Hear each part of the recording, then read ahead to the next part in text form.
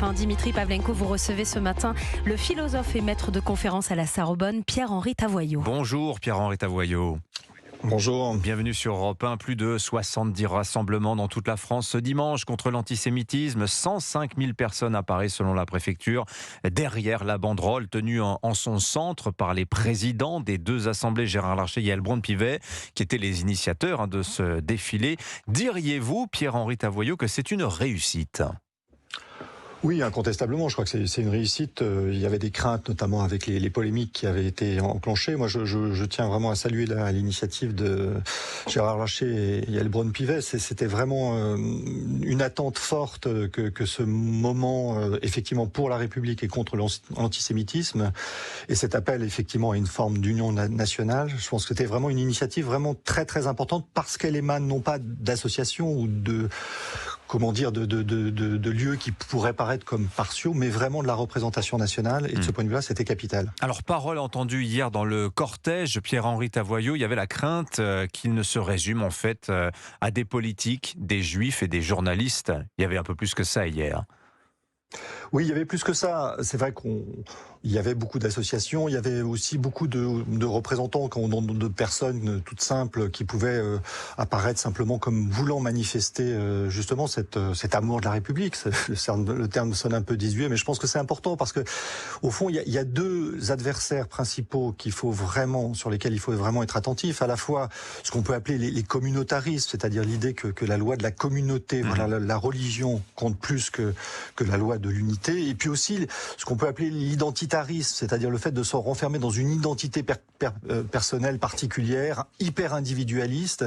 Et je pense qu'il faut rappeler effectivement que cette République-là, c'est une communauté qui transcende les communautés, qui transcende les identités. Alors vous avez dit quelque chose que je trouve assez révélateur, cet amour de la République qui serait un tantinet désuet, et cette volonté de faire un peu d'unité nationale sur le thème de l'antisémitisme. Ça sonne un peu tout de même, Pierre-Henri Tavoyot, cacher ce malaise que je ne saurais voir, ces fractures françaises que je n'ai pas tellement envie de voir. C'est aussi ça qu'il y avait derrière cette manifestation. C'était ça le pari, en effet. C'est le fait clairement qu'une partie de la population d'origine musulmane, il faut dire les choses, se considère que cette cause de l'antisémitisme cache quelque chose qui serait un soutien inconditionnel à l'égard d'Israël, et qu'en ce sens-là, elle ne mérite pas d'être défendue.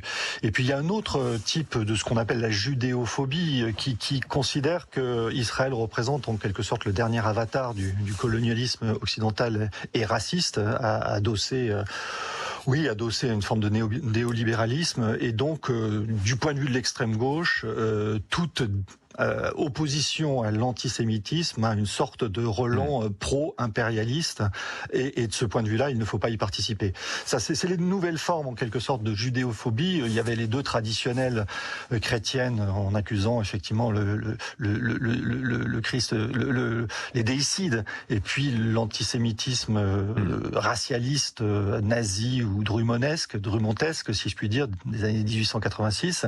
Mais ces deux formes primordiales se sont un peu estompées par rapport à ces deux autres formes montantes. En effet, l'antisémitisme islamiste et l'antisémitisme, j'appellerais woke par une sorte de raccourci rapide. Mais alors on a vu que le Rassemblement national, lui, avait été maintenu à l'écart du carré de tête, relégué en fond de cortège. Marine Le Pen n'a pas semblé, outre mesure, s'indigner finalement d'être reléguée au fond de la classe. Alors, c'est assez habile de sa part. D'une part, je pense qu'il faut quand même rappeler l'événement majeur. C'est que le fait que le RN s'engage dans son ensemble, dans la lutte contre l'antisémitisme, c'est une nouveauté absolue et qui témoigne effectivement qu'il y a entre le Front National et le Rassemblement National une véritable rupture. Simplement, Marine Le Pen aussi a besoin de se sentir un peu exclue ou de montrer qu'elle est un peu exclue du système, parce qu'une partie de son discours, c'est effectivement la lutte contre le système. Donc, d'une certaine façon, elle fait ainsi une pierre deux coups, c'est-à-dire de dire, écoutez, voilà, moi j'ai dit les choses clairement, j'affirme que le Rassemblement National n'est pas pas antisémite, voilà, très clair. Et par ailleurs, je maintiens ma position de contestation à l'égard du système. Oui. Et pendant ce temps-là, la gauche, alors s'il y avait quelques personnalités de gauche qui étaient présentes hier, Fabien Roussel, Olivier Faure, Marine Tondelier étaient dans le cortège parisien, mais pas les insoumis qui ont préféré aller déposer une gerbe de fleurs au Veldiv. Quel était le message, selon vous, des insoumis à travers cette contre-manifestation ? Je vais être un peu dur et un peu violent, c'est de dire que grosso modo le 6 octobre pour les insoumis, c'est-à-dire le jour du massacre du Hamas, c'est un point de détail. Et donc de ce point de vue-là, il y a une sorte d'inversion qui vient de se produire.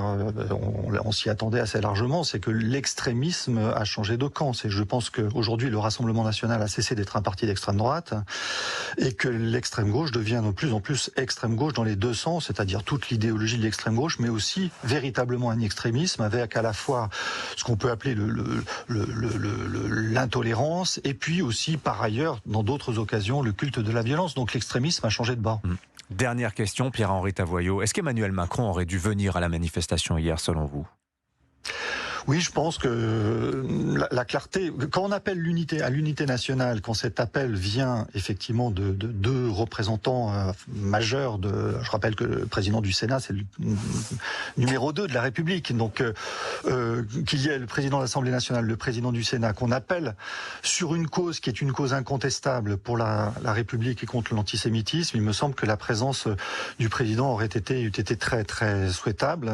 Elle me paraît assez largement incompréhensible. Je vois bien quelques raisons possibles, mais si on fait un équilibrage entre les raisons et d'y être et de ne pas y être, il me semble que ça penchait vraiment sur le fait de la présence. Là, il y a un regret d'autant plus accentué par la polémique qu'il y a eu lieu avec l'entretien à la BBC où le président, considérait qu'il n'y avait pas de légitimité à Israël de se défendre. Je résume rapidement, mais c'était un peu ça la substance. On en reparlera d'ailleurs avec Vincent Trémollet de Villers tout à l'heure à 8h-10. Merci Pierre-Henri Tavoyot. On vous lit sur votre blog, on vous lit également dans le Figaro très régulièrement. Merci à vous, bonne journée.